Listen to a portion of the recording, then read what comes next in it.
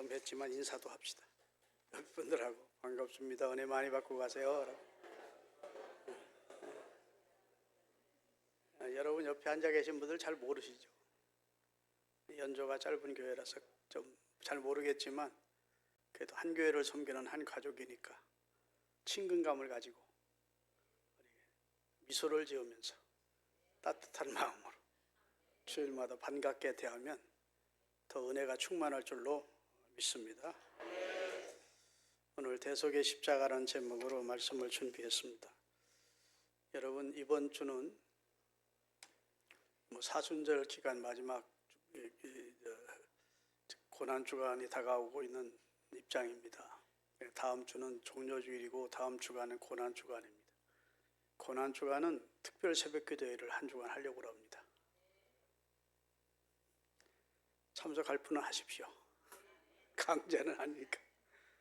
그러나 고난주간만이라도 주님과 친교를 이루면서 주님의 은혜에 감각하면서 깊은 영교의 시간을 가지면 주님이 기뻐하실 겁니다. 고난주간 특별 새벽기도회를 준비하고 있는데 이번 주하고 다음 주까지는 예수님의 순환에 대해서, 예수님이 순환당하신 의미에 대해서 좀 말씀을 전하려고 준비했습니다. 오늘은 이제 예수님의 대속의 십자가에 대해서 말씀을 전하려고 합니다. 기독교는 다른 종교와 독특한 점이 있습니다. 좀 이야기를 하다 보면 종교는 다 똑같이 이런 분들이 있어요. 등산을 하는데 어느 산을 올라가든 어느 길을 통하든 산꼭대기에다 만나는 거 아니냐. 아멘 하면 안 되는데 물론 만납니다. 그렇지만 다른 종교 믿어도 결국은 천국 간다 이렇게 주장하는 입장이 되면 우리 기독교의 복음에서 틀린 말입니다. 따라합시다. 구원만은 하나님께서 외통수로 만들었다. 사도행전 4장 12절에 천하인간에 구원 얻을 만한 다른 이름은 준 적이 없대요. 예수 이름 외에는 다른 이름으로 구원 얻는 길을 하나님이 제시한 적이 없대요. 그리고 예수님이 아주 중요한 선언을 하십니다. 내가 곧 길이고 내가 곧 진리고 내가 곧 생명이다. 나를 통하지 않고는 아버지께로 올 자가 없다. 이렇게 선언하셨기에 하나님의 말씀과 성경을 진리로 믿는다면 예수 외에는 구원의 길이 없다는 사실을 인정하셔야 됩니다. 나도 예수 외에 다른 종교도 구원이 있으면 좋겠어요. 그럼 인심 좋은 목사가 될 거예요. 다른 종교 열심히 다니세요. 구원받을 겁니다. 불교 열심히 다니세요. 구원받을 겁니다. 그러면 얼마나 인심 좋은 목사가 될 거야. 그런데 아닌 걸 그렇게 할 수는 없잖아. 이미 진리를 알고 하나님께서 주신 말씀에 그 깊이와 내용을 아는 입장에서는 아니거든. 그러면 제가 이단 소리 듣습니다. 내가 바로 가르치는 목사가 아니라 싹군 목사 소리 듣습니다. 진리는 진리대로 가르쳐야죠.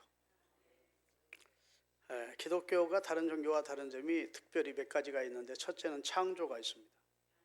다른 종교에서는 거짓말이라도 우리 신이 세상을 창조했다는 말 하지도 않고 그들이 나름대로 종교마다 경전이라는 게 있거든요. 경전이 없어요. 두 번째, 기독교는 인류가 타락한 이후에 대속의 진리가 있습니다. 십자가의 구속의 진리가 있어요. 두 번째는 성육신 진리가 있습니다. 하나님께서 육신을 입고 동정녀인 마리아의 몸을 통해서 성령으로 잉태되어 죄와 상관이 없는 몸으로 이 세상에 탄생하신 분이 계십니다. 그분이 이제 하나님의 아들 예수 그리스도시죠. 그게 이제 성탄의 신비입니다. 세 번째가 대속의 진리입니다. 십자가를 통해서 범죄한 인류의 죄를 하나님이 처리해 주시는 과정을 설명하는 대속의 진리가 있어요. 기독교에서 대속의 진리가 가장 중요합니다. 그 다음에 대속의 죽음을 통한 후에 3일 만에 부활했었습니다. 부활의 진리가 있습니다. 다른 종교에서는 부활절이 없어요. 그리고 더 나아가서는 심판과 재림이 있음을 성경은 말씀하고 있는 겁니다. 그런데 대속의 진리가 우리에게 적용이 안 되면 성탄이 무슨 의미가 있고 부활이 무슨 의미가 있어요? 야, 그런 방법으로 사람이 태어나는 방법이 있네? 성령으로도 사람이 태어나는구만 그러고 말 거예요. 부활?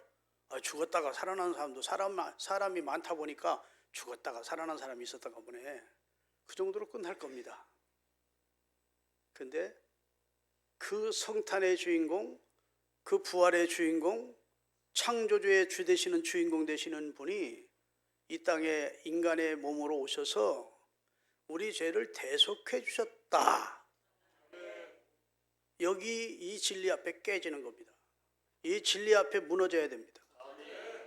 하나님의 그 사랑에, 하나님의 놀라운 우리를 향한 하나님의 놀라운 경륜과 구원의 역사에 사람들이 깨져야 됩니다.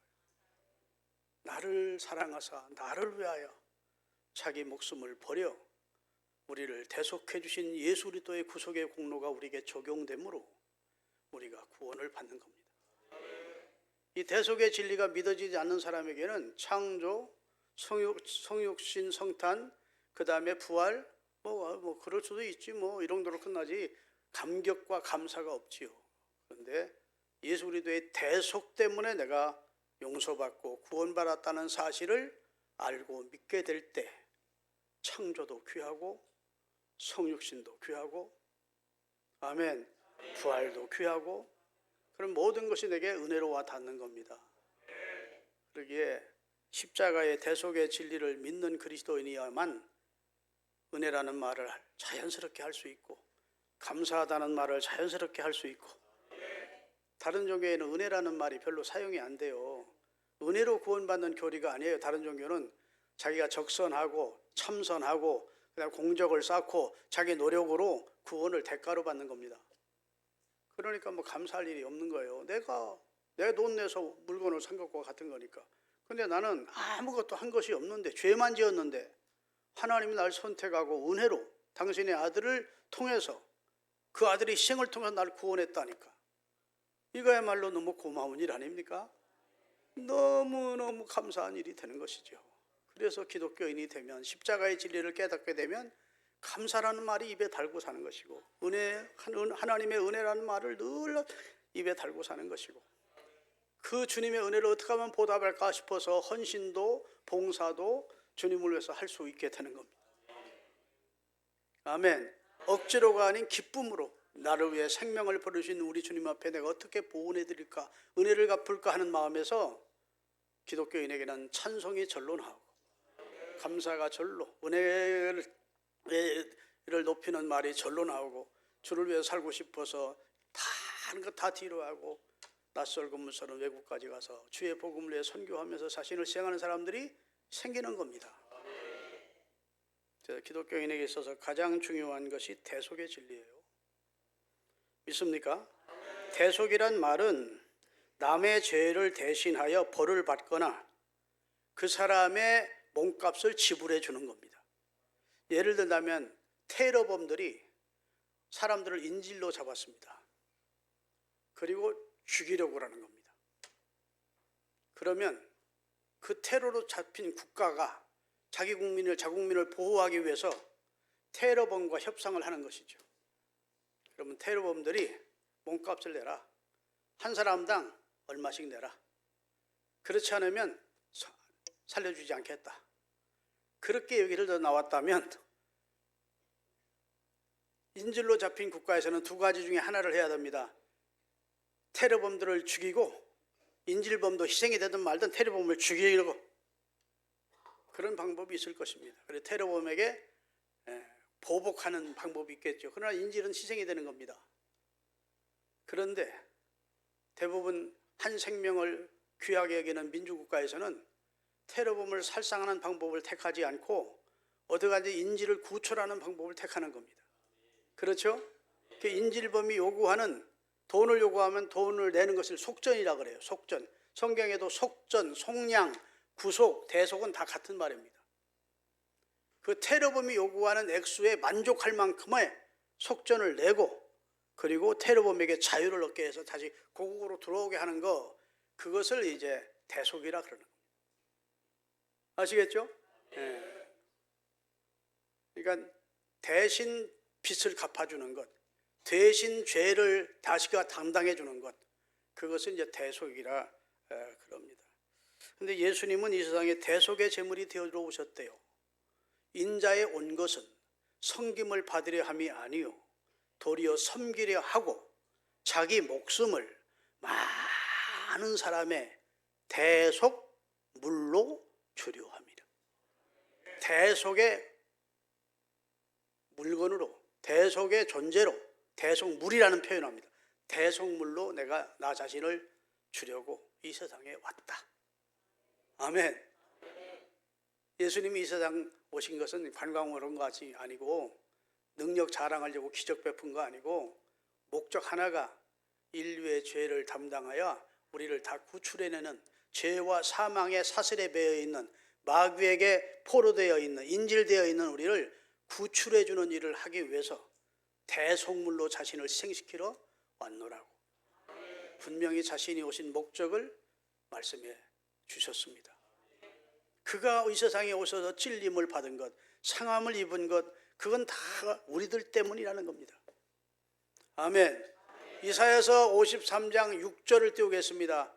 우리는 다 연약하여 범죄하여 그릇 행하여, 이렇게 돼요. 우리는 다 양 같아서 그릇 행하여 각기 제 길로 갔거늘 여호와께서는 우리 모두의 죄악을 예수님에게 전가시켜서 담당시켰대요. 아멘. 우리 죄를 예수님이 대신 다 걸머지시고 속죄의 제물이 되어 희생이 되신 겁니다. 믿습니까? 오늘 본문을 다시 한번 띄워놓고 읽겠습니다. 거기 대신이라는 말이 몇 번 나오는지 한번 마음으로 세어보면서 읽으십시오. 그리스도의 사랑이 우리를 강권하시는도다. 그가 우리가 생각하건대 한 사람이 모든 사람을 대신하여, 한 사람이 누굴까요? 예수라는 한 분이 모든 사람을 대신하여 죽었은즉 의미적으로 모든 사람이 예수 안에서 죽은 것이래.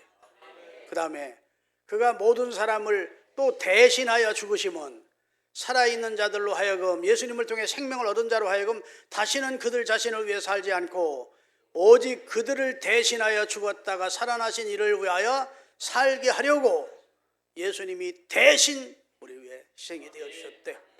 대신이 몇 번 나왔어요? 3번 나왔죠. 이제 마지막.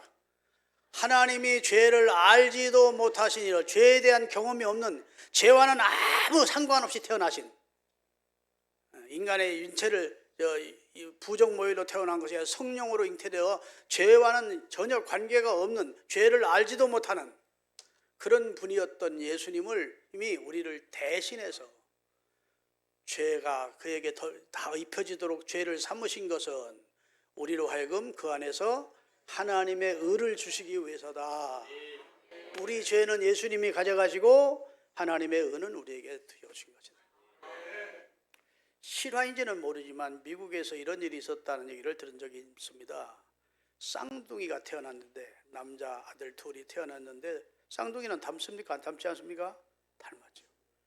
그런데 얼굴은 닮았는데 큰아들은 그렇게 성실하고 순종적이고 머리도 좋고, 근데 둘째는 성격이 포악하고 탈선하고, 그래서 부모님이 돌아가시면서 큰아들에게 야, 네 동생 잘 부탁한다.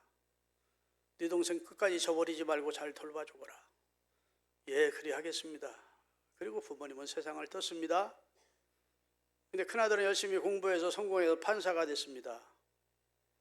둘째 아들은 건달 깡패들과 함께 조직 속에서 들어가다가 사람을 몇 죽이고 사형 언도를 받았습니다. 형이 재판했습니다. 사형 언도를 받았어요. 죽음 마땅한 죄를 졌으니까.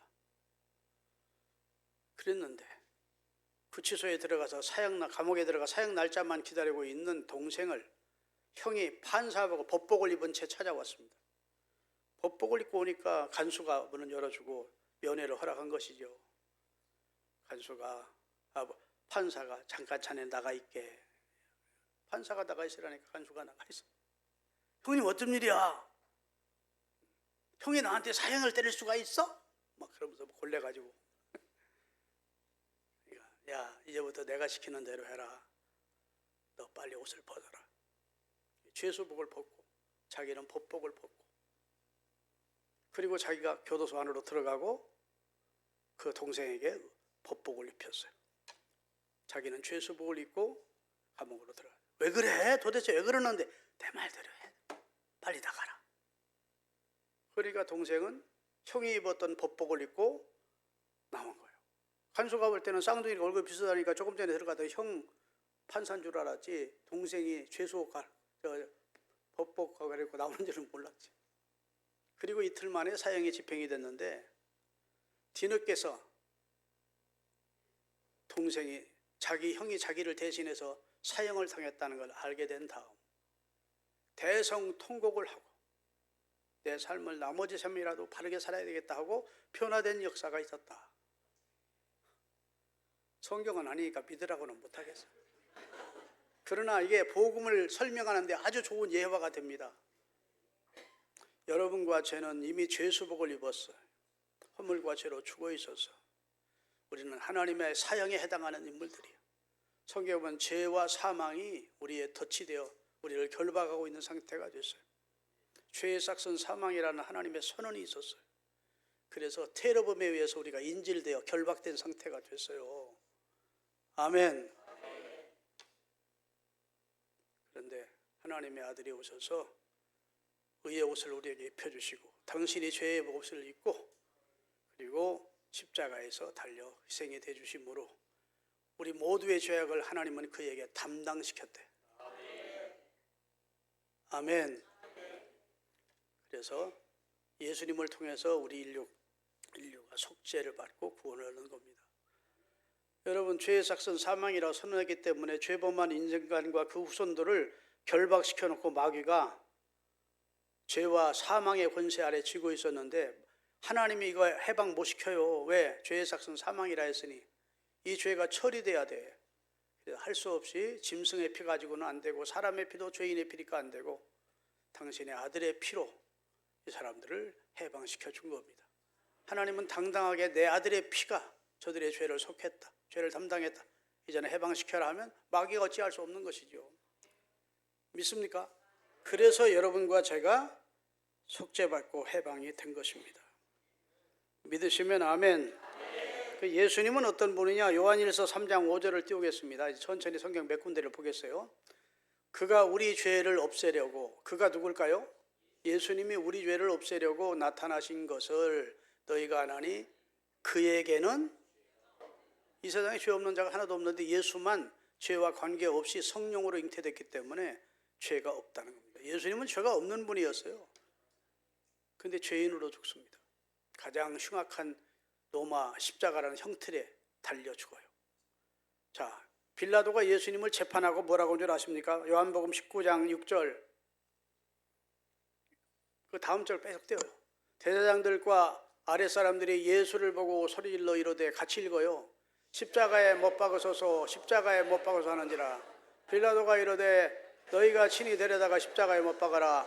나는 예수님에게서 죄를 찾지 못하겠노라. 죄를 찾으려고 재판하는 빌라도조차도 예수님에게는 죄가 없음을 발견한 겁니다. 할렐루야. 베드로전서 1장 19절에 보면 오직 흠없고 점없는 어린 양 같은 그리스도의 보배로운 피로 여러분과 저를 대속해 주신 겁니다.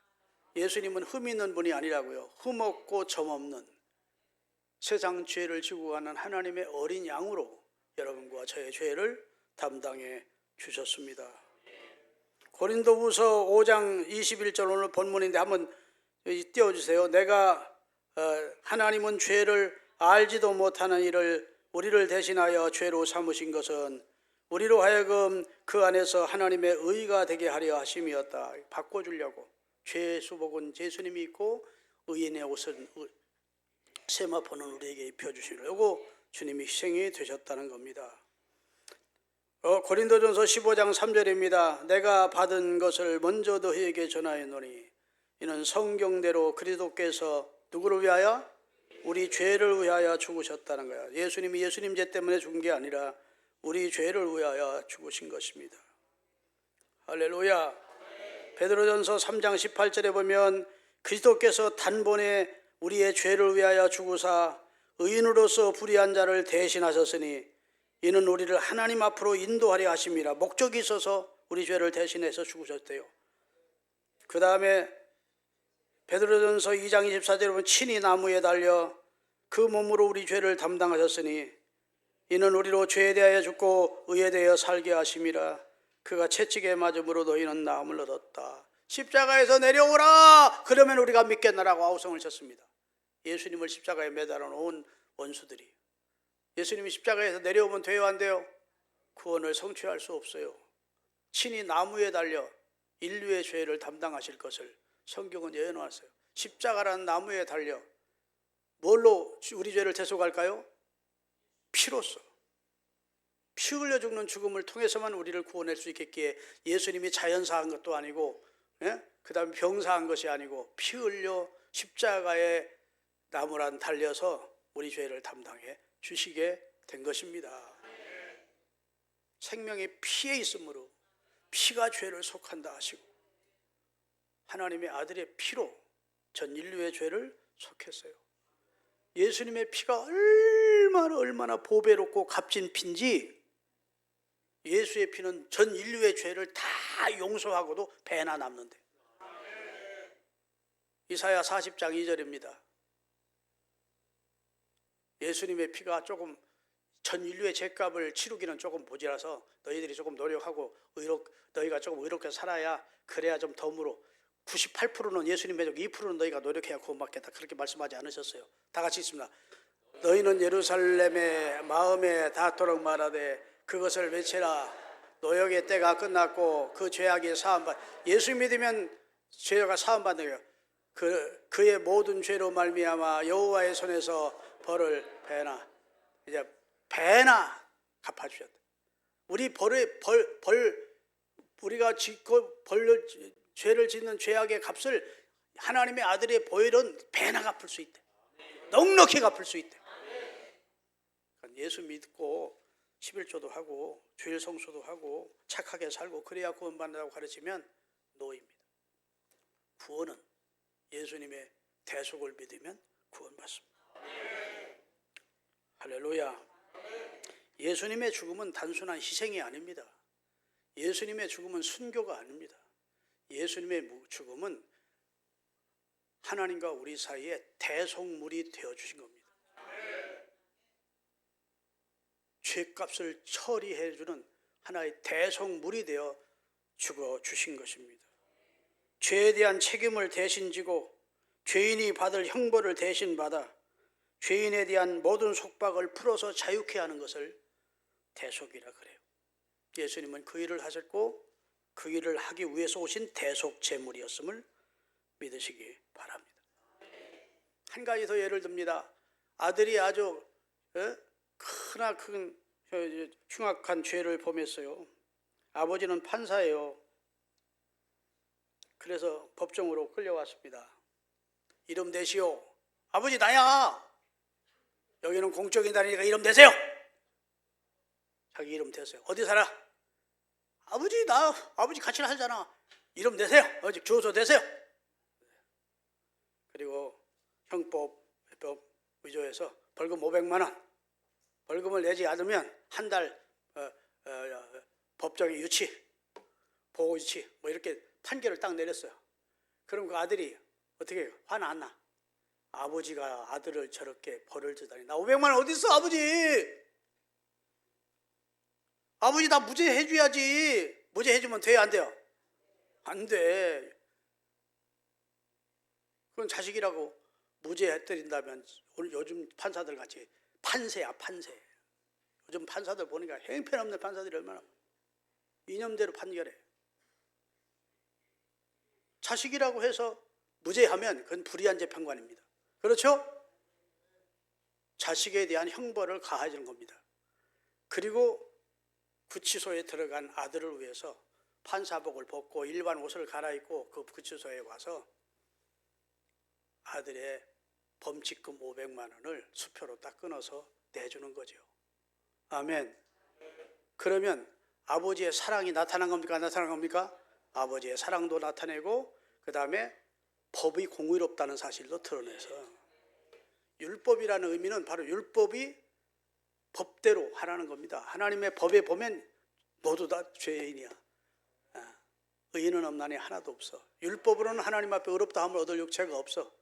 그런데 하나님의 은혜롭게도 당신이 죄값을 지불해 줬어.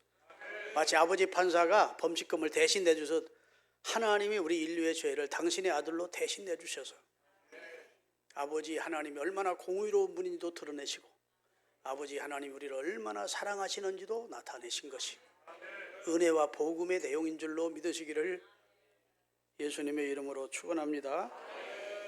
할렐루야. 세계에는 종교가 여러 개가 있습니다. 근데 세계 최대의 종교가 기독교이고 그 다음에 두 번째로 큰 종교가 이슬람입니다. 이슬람. 근데 회교라고 그러죠. 이슬람은 상당히 호전적입니다. 특별히 기독교에 대해서 호전적입니다. 기독교를 박멸하자는 입장입니다. 그런데 회교는 우리 기독교는 성경을 경전으로 가지고 있지만 회교는 꾸란이라고 하는 코란이라고 하죠. 코란이라고 하는 것을 경전으로 가지고 있습니다. 근데 꾸란의 내용이 상당히 기독교적인 내용이 많습니다. 우리 기독교가 공유할 만한 내용이 많아요. 거기에 보면 예수를 믿으라고 말하고 기록되어 있습니다. 그리고 예수 그리스도의 일생을 기록하고 있습니다. 많은 부분을 할애해서 예수님이 어떻게 태어나셨는지, 어떻게 이적을 행하셨는지, 예수님이 가르침이 무엇이었는지를 기록하고 있습니다. 그리고 예수님이 복음을 전했다는 내용도 기록해 놓고 있습니다. 그리고 복음을 믿어야 된다는 말까지 하고 있습니다. 예수님의 승천도 기록해 놓고 있습니다. 그리고 재림까지도 기록해 놓고 있어요. 이쯤 되면 이슬람과 유대교, 이슬람교가 유대교보다 우리 기독교와 더 가까운 종교라고 할 만큼 예수님에 대한 기록에 대해서 공유되는 부분이 많습니다. 그런데 결정적인 차이가 있습니다. 십자가의 대속의 죽음을 싹 뺀 겁니다. 대속의 교리가 없어요. 예수님의 십자가의 대속의 교리를 빼면서 예수는 결코 십자가를 지지 않으셨고 십자가가 다가오자 십자가를 피해서 샘이 흐르는 곳으로 도망쳤다 이렇게 되어 있어요. 그러기에 예수님은 구세주가 아니고 알라가 보낸 위대한 선지자 중에 한 사람인데 기독교인들은 예수를 잘못 가르치고 있다. 예수는 선지자인데 구세주라고 가르치는 기독교는 우리 회교와 적대적 종교이다. 그래서 기독교는 이 땅에서 박멸해야 된다. 그게 회교 꾸란에 있는 내용입니다. 뭘 뺐다고요? 대속의 교리를 뺀 겁니다. 여러분 자동차에서 제일 중요한 게 뭡니까? 엔진이죠. 엔진 없으면 자동차는 그냥 무용지물입니다. 여러분 예수님이 복음입니다. 예수님은 자동차라고 왔습니다. 근데 예수님의 복음 가운데 예수님이 대속의 교리를 빼면 엔진이 빠진 자동차와 같습니다. 예수님이 우리를 위해서 대속의 죽음을 죽어주셨다기에 예수님이 우리에게 구주가 되고 그분이 너무 고맙고 감사하고 아멘. 그분을 생각하면 눈물이 나오고 어떻게 하든지 그 은혜를 보답하고 싶고 십자가 밑에만 서면 내 심령이 자유함을 얻고 아멘. 감사하는 마음이 들고 믿습니까? 이 십자가 앞에 서야 돼요. 나를 늘 십자가 밑에 세우면 교만할 사람이 없습니다. 아직도 교만한 사람 예수 믿는 수십 년 했는데 십자가 밑에 서본 경험이 없는 거예요. 아멘. 예수 믿으면서도 막 자기 성질대로 막 교회를 좌지우지하고 막 교회를 난장판 만드는 사람이 있어요. 장로라는 자도 집사라는 자도 그 십자가를 아직 통과하지 않은 사람들입니다. 진짜 십자가 밑에서 내가 얼마나 무섭고 큰 죄인이었는지 구제불능한 존재였는지 내가 얼마나 무능하고 무력하고 무가치하고 그 다음에 추하고 더러운 존재였는지 얼마나 구원받기에 가능성이 전혀 없던 전적 타락한 존재인들을 십자가 밑에서 깨닫는 거예요. 십자가를 앞에 제대로 서본 경험이 있는 사람은 절대로 나를 내세우지 않습니다. 믿습니까? 십자가 십자가 무한 영광일세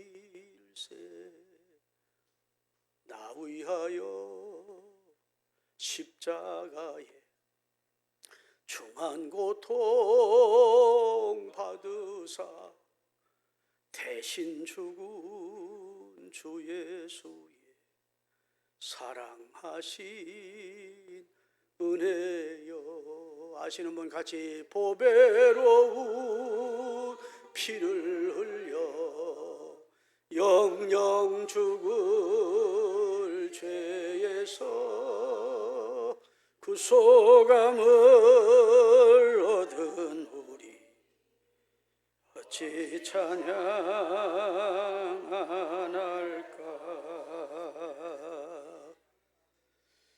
예수님은 십자가를 지시기 위해서 오신 거예요. 그래서 십자가로 나아가면서 아버지여 내 때가 이르렀사오니, 때를 계속 말씀하시다가 내 때가 이르렀사오니 아들을 영화롭게 하사 아버지 영광을 받으시옵소서. 이 말은 내가 십자가를 인류를 위해서 지는 사역을 잘 완수해서 아버지를 영화롭게 할 수 있게 해달라고 기도하시고 십자가 앞으로 나가서 십자가를 자천해서 우리를 위해 지심으로 우리를 향한 그의 사랑을 확증시켜 주신 줄로 믿습니다.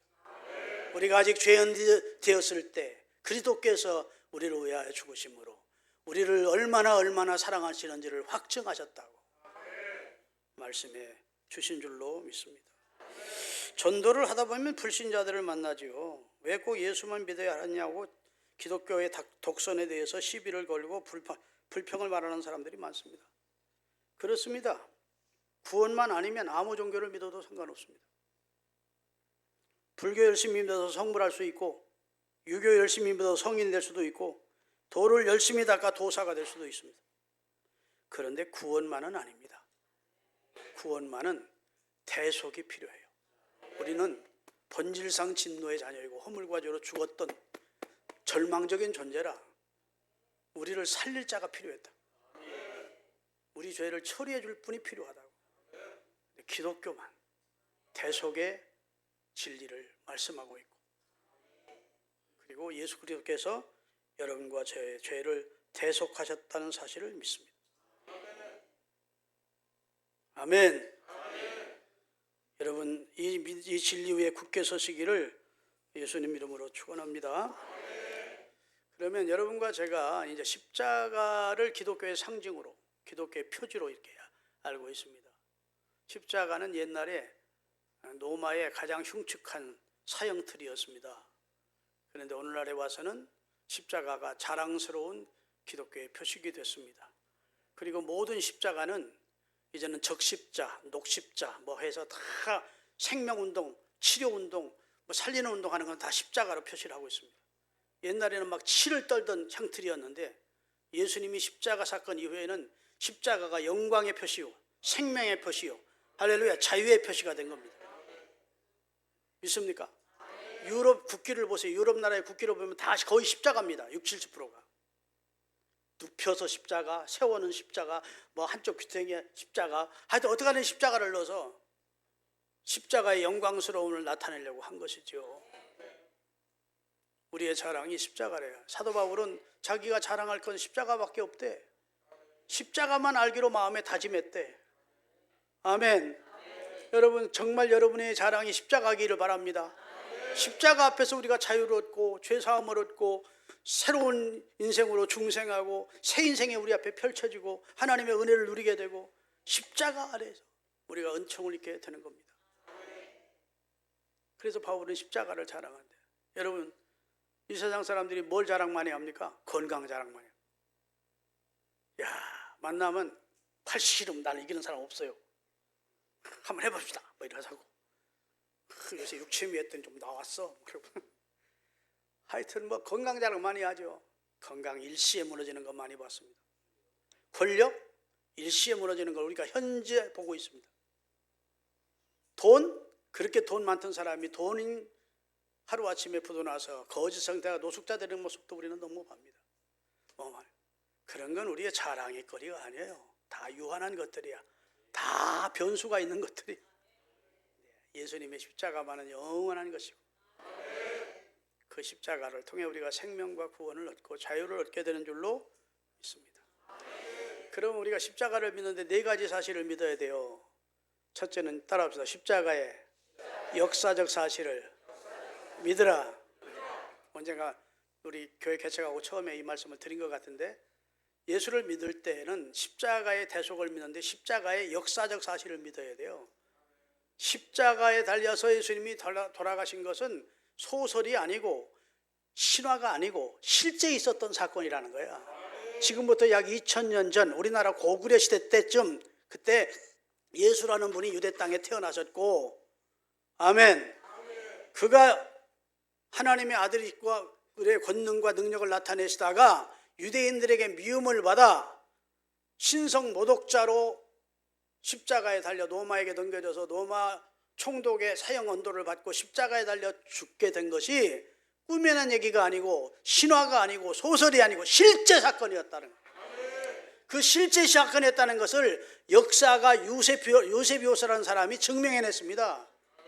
그래서 로마의 문헌에 보면, 이탈리아 로마의 문헌에 보면 2000년 전 예수라는 젊은이가 유대 땅에 와서 하나님의 아들임을 참칭하다가 십자가의 형틀에 죽었다는 기록이 남아있는 겁니다. 그때 그 몇 년도에 그 지역의 총독이 빌라도였다는 기록이 남아있는 겁니다. 아멘. 유대 전승에 보면 그때 대제사장의 이름이 남아있는 겁니다.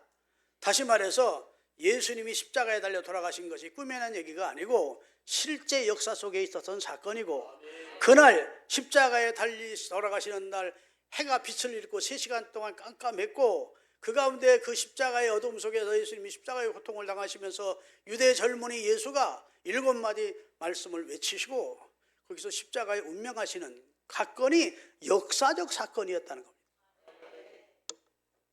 믿으세요? 그럼 이거 믿으면 구원 받을까 못 받을까? 구원 못 받아요. 그것은 십자가의 내용을 외적으로 우리가 인정하는 겁니다. 두 번째, 뭘 믿어야 되냐? 십자가의 교리적 사실을 믿어야 돼요. 왜 죽었느냐는 거예요, 예수님이. 아이고, 하나님의 아들이라고 신성 모독하다가 죽은 거 아닙니까? 그건 외적은 보는 것이고, 구약 성경에 하나님의 아들이 이 땅에 오셔서 어떻게 돌아가실 것이라고 수없이 많이 예언되어 있습니다. 아멘 좀 하면 좋겠고. 그 예언대로 예수님이 십자가에 달려 돌아가신 거예요. 그래서 이것은 예수님이 왜 십자가에 달려가냐? 많은 인류를, 전 세계 인류의 죄를 담당하시려고 십자가에 달려 돌아가신 사실을 믿어야 됩니다. 이것을 교리적 사실을 믿는다고 그런 거예요. 아멘. 예수님이 왜 돌아가셨느냐? 전 인류의 죄를 담당하시고 십자가에 달려 돌아가셨다. 여기까지 믿으면 구원 받을까 못 받을까? 구원은 아직도 확실치 않아. 그것은 교리적 사실을 인정하는 거예요. 교리를 동의하는 거야. 아멘. 나도 그렇게 생각합니다. 그거까지는 확실치 않아요. 세 번째, 따라합시다. 십자가 사건을 개인적인 사건으로 받아들여야 된다. 예수님이 인류의 죄를 위해서 돌아가셨다는 것은 물론 틀린 말이 아니고 맞는 말이지만, 예수님이 바로 나의 죄를 대신하여 나를 살리시기 위하여 십자가에 돌아가셨다. 예수님의 십자가를 자기에게로 끌어오는 겁니다. 우리가 예수님의 십자가 밑에 가는 겁니다.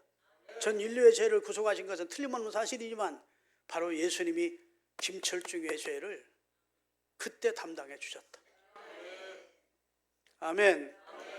그래서 갈라디아서 2장 10절에 나를 사랑하사 나를 위하여 자기 몸을 버리신 하나님의 아들을 믿을 때, 그때 구원이 성립되는 겁니다. 그 고백을 해야 세례를 주는 겁니다. 예수님이 인류의 죄를 위해서 돌아가셨다던데요. 그러면 세례받을 자격이 없어요. 예수님이 우리 며느리 죄를 위해서 죽었다던데요. 세례받을 자격이 없어요. 예수님이 나를 살리려고, 내 죄를 처리하시려고 십자가에 달려 죽으셨습니다. 나는 이 사실을 믿습니다. 그래야 그 사람이 마음으로 믿고 입으로 시인한 사람이 되어 구원을 받는 겁니다. 십자가의 한편 강도가 부족하지만 그 고백을 한 겁니다. 주여, 당신의 나라, 주님이 왕 되시는 나라가 있는 줄 믿어서 그 나라에 가실 때 저를 좀 기억해 주십시오. 자기가 죄인됨을, 너와 우리는 죄인이야, 저쪽 강도에게 자기 죄인을 시인하고 예수님이 왕 되시는 나라가 있음을 믿고 자기 영혼을 예수님께 부탁했다고. 예수님의 죽으심이 자기 죄 때문에 죽는 것이 아니라 자신의 죄를 담당하시려고 죽는 죽음을 인정한 겁니다. 그랬더니 오늘 네가 나와 함께 낙원에 있으리라 이렇게 선언한 것이. 믿습니까? 십자가의 역사적 사실을 믿고 십자가의 교리적 사실을 믿고 십자가의 개인적인 사실을 내가 고백해서 십자가 밑에 여러분이 하자. 주님, 저를 대신하여 나를 사랑하사 나를 위하여 십자가에서 자기 몸을 버리신 예수님을 나의 구주로 받아들입니다. 아멘. 이렇게 고백해서 다 구원에 이르시기를 바랍니다. 한 가지가 더 있는데 그건 나중에 이 한 가지만 가지고 한번 설교를 만들어 할 거예요. 마지막은 십자가의 체험적 사실을 고백해요. 그때 내가 또 예수님이 십자가에 못 박혀 죽을 때 옛날에 나는 죽었다. 아멘. 그리고 예수 그리스도를 내가 구주로 영접하는 순간 새로운 내가 산 것이다. 그래서 나를 사랑하사 나를 위하여 자기 몸을 버리신 하나님의 아들을 믿는 믿음으로 이제 살아갈 것이다. 이런 고백까지가 이루어지는 겁니다. 오늘 중요한 진리를 배웠는데 잘 신앙적으로 정립하시고 살아가면서요 좀 이런 신앙적으로 흔들릴 때마다 이 말씀이 생각날 수 있기를 바랍니다.